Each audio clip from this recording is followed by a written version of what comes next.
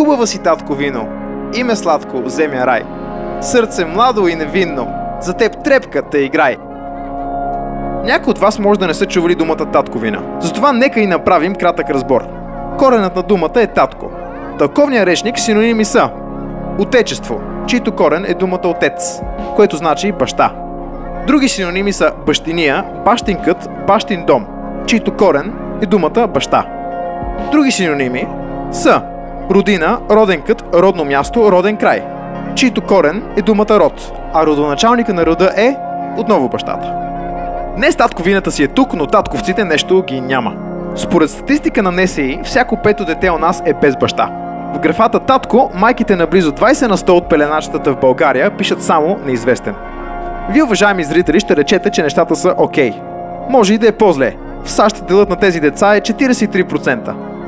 Още повече, нали живеем в едно постмодерно общество, в което стига всеки да се чувства окей, нищо друго не е от значение, което само по себе си означава, че всичко останало остава да бъде, както вече казахме, окей. Сега ще ви споделя малко статистика от странство. Окей? 85% от децата с лошо и непристойно поведение, тези, които наричате хулиганчета и нехранимайковци, от чието поведение всеки ден се възмущавате в градския транспорт, растат без баща. Може би трябва да потърсим какви са причините, преди да започнем да обвиняваме когото и да било, за каквото и да било. 71% от майките в тинейджърска възраст са израснали без бащина грижа. Може би са били самотни, може би не е имало кой да им каже, че са ценни, красиви, неповторими. Затова просто са потърсили любовта някъде другаде. Също 71% от децата, напускащи преждевременно гимназията, растат без бащина подкрепа. Може би не е имало кой да им каже, че вярва в тях и че ще бъде до тях, независимо от това какви оценки са изкарали. 90% от бездомните избягали от вкъщи деца са израснали без баща. Дали са избягали, за да го потърсят, или са поели по дълъг път, който след известно време ще остави друго дете без родител.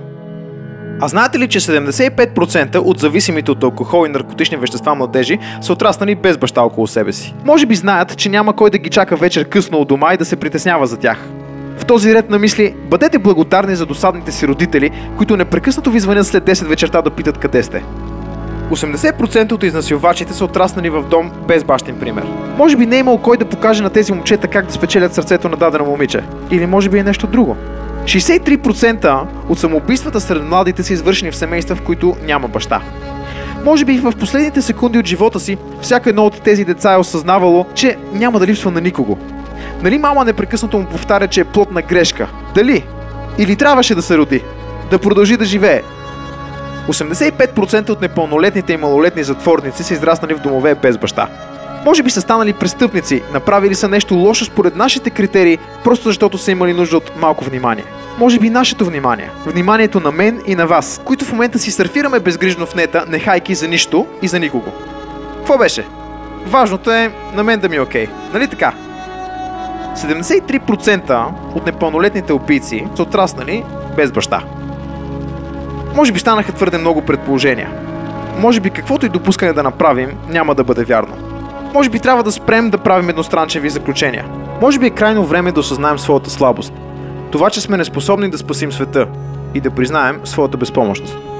А може би е време да се дигнем и да отидем сред хората, които имат нужда от помощ. Вместо пасивно да чакаме някой друг. Някой друг, който може би чака нас.